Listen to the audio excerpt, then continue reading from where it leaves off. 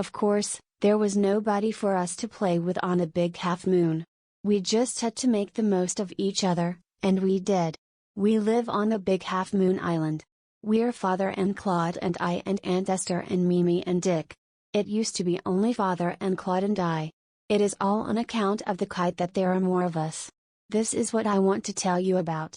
Father is the keeper of the big half moon lighthouse. I am 11 years old. Claude is 12.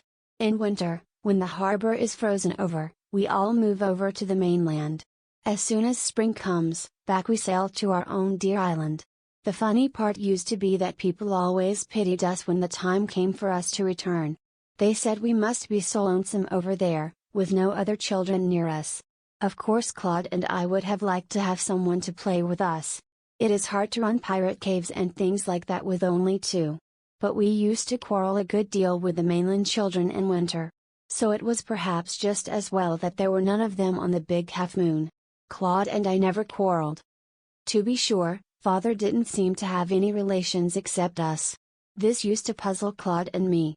Everybody on the mainland had relations. Why hadn't we? Was it because we lived on an island? We thought it would be so jolly to have an uncle and aunt and some cousins.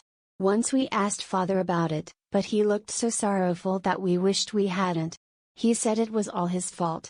Claude didn't understand what he meant.